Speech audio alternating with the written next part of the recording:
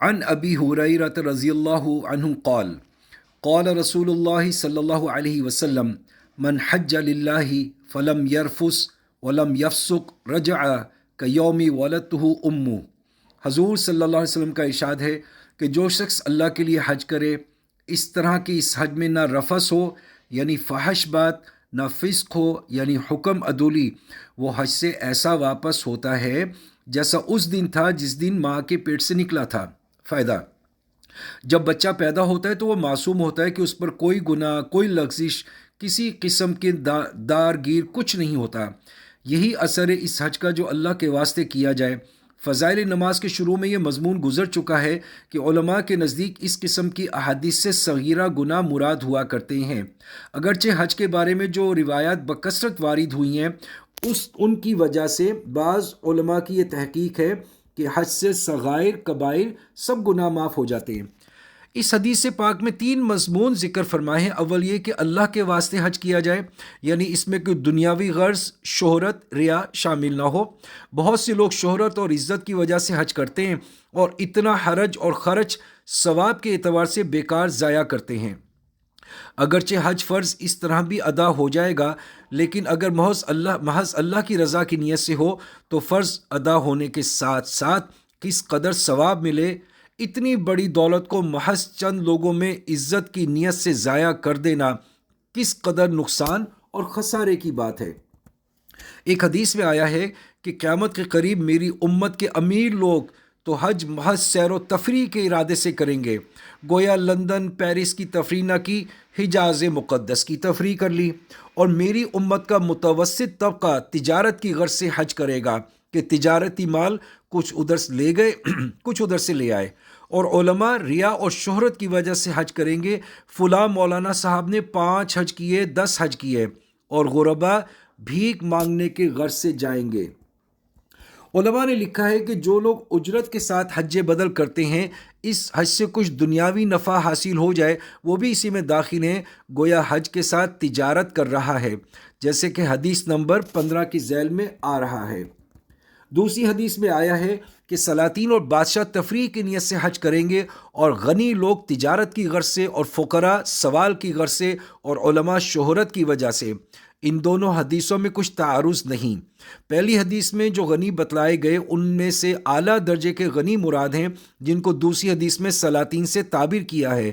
جس کو اس حدیث میں غنی سے تعبیر کیا ہے وہ سلاطین سے کم درجہ مراد ہے، جس کو پہلی حدیث میں متوسط طبقے سے تعبیر کیا ہے۔ ایک حدیث میں ہے کہ حضرت عمر رضی اللہ تعالیٰ عنہ صفا مروہ کے درمیان ایک مرتبہ تشریف فرما تھے۔ ایک جماعت آئی جو اپنے اونٹوں سے اتری اور بیت اللہ شریف کا طواف کیا، صفا مروہ کے درمیان سعی کی۔ حضرت عمر رضی اللہ تعالیٰ عنہ نے ان سے دریافت کیا، تم کون لوگ ہو؟ انہوں نے عرض کیا، عراق کے لوگ ہیں۔ پھر حضرت عمر رضی اللہ تعالیٰ عنہ نے فرمایا، یہاں کیسے آنا ہوا؟ انہوں نے عرض کیا کہ جی حج کے لیے۔ حضرت عمر رضی اللہ تعالیٰ عنہ نے فرمایا، کوئی اور غرض تو نہ تھی؟ مثلاً اپنی میراث کا کسی سے مطالبہ ہو، یا کسی قرض دار سے روپیہ وصول کرنا ہو، یا کوئی اور تجارتی غرض ہو؟ انہوں نے عرض کیا، نہیں، کوئی دوسری غرض نہ تھی۔ حضرت عمر رضی اللہ تعالیٰ عنہ نے فرمایا کہ از سر نو اعمال کرو، یعنی پہلے سارے گناہ تمہارے معاف ہو چکے۔ اور دوسری چیز حدیث بالا میں یہ ہے کہ اس میں رفس یعنی فحش بات نہ ہو۔ اس سے قبل قرآن پاک کی آیت شریفہ میں یہ لفظ بھی ہے، فلا رفسا، گزر چکا ہے۔ علماء نے لکھا ہے کہ یہ ایک ایسا جامع کلمہ ہے جس میں ہر قسم کی لغو اور بیہودہ بات داخل ہے، حتیٰ کہ بیوی کے سامنے صحبت کا ذکر کرنا بھی داخل ہے، حتیٰ کہ اس قسم کی بات کا آنکھ سے یا ہاتھ سے اشارہ کرنا بھی داخل ہے۔ اس قسم کا ذکر شہوت کو ابھارتا ہے۔ تیسری چیز جو اس حدیث پاک میں ذکر کی گئی وہ فسق ہے، یعنی حکم عدولی نہ ہو۔ یہ بھی قرآن پاک کی آیت مذکورہ میں گزر چکا ہے۔ علماء نے لکھا ہے کہ یہ بھی ایک جامع کلمہ ہے جو اللہ جل شانہ کی ہر قسم کی نافرمانی اس کے اندر شامل ہو جاتی ہے۔ اس میں جھگڑا کرنا بھی داخل ہے کیونکہ یہ بھی حکم عدولی ہے۔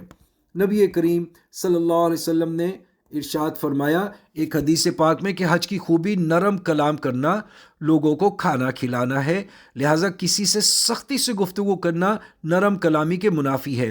اس لیے ضروری ہے کہ آدمی اپنے ساتھیوں پر بار بار اعتراض نہ کرے، بددعاؤں سے سختی سے پیش نہ آئے، ہر شخص کے ساتھ تواضع کے ساتھ اور خوش خلقی سے پیش آئے۔ علماء نے لکھا ہے کہ خوش خلقی یہ نہیں کہ دوسروں کو تکلیف نہ پہنچائے، بلکہ خوش خلقی یہ ہے کہ دوسروں کی اذیت کو برداشت کرے۔ سفر کے معنی لغت میں ظاہر کرنے کے ہیں۔ علماء نے لکھا ہے کہ سفر کو سفر اس وجہ سے کہا جاتا ہے کہ اس میں آدمی کے اخلاق ظاہر ہوتے ہیں۔ حضرت عمر رضی اللہ تعالیٰ عنہ سے ایک شخص نے دریافت کیا، تم فلاں کو جانتے ہو، کیسا آدمی ہے؟ انہوں نے عرض کیا، جی جانتا ہوں۔ حضرت عمر رضی اللہ تعالیٰ عنہ نے دریافت فرمایا، کیا تم نے کبھی کوئی سفر اس کے ساتھ کیا؟ انہوں نے عرض کیا، سفر تو نہیں کیا۔ تو حضرت عمر رضی اللہ تعالیٰ عنہ نے فرمایا کہ پھر تم اس کو نہیں جانتے۔ ایک حدیث میں ہے کہ حضرت عمر رضی اللہ تعالیٰ عنہ کے سامنے ایک صاحب نے کسی کی تعریف کی کہ وہ بہت اچھے آدمی ہیں۔ حضرت عمر رضی اللہ تعالیٰ عنہ نے دریافت فرمایا، کیا تم نے ان کے ساتھ کوئی سفر کیا ہے؟ انہوں نے عرض کیا، سفر تو نہیں کیا۔ تو حضرت عمر رضی اللہ تعالیٰ عنہ نے دریافت کیا، کیا تمہارا ان کے ساتھ کوئی معاملہ ہوا؟ انہوں نے عرض کیا، جی معاملہ بھی نہیں پڑا۔ تو حضرت عمر رضی اللہ تعالیٰ عنہ نے فرمایا، پھر تمہیں ان کی حال کی کیا خبر؟ حق یہ ہے کہ آدمی کا حال ایسی ہی چیزوں سے ظاہر ہوتا ہے۔ ویسے دیکھنے میں تو سبھی اچھے ہوتے ہیں، مگر سفر میں اکثر کشیدگی ہو جاتی ہے۔ اس لیے قرآن پاک میں حج کے ساتھ ولا جدالہ کو خاص طور سے ذکر کیا گیا ہے۔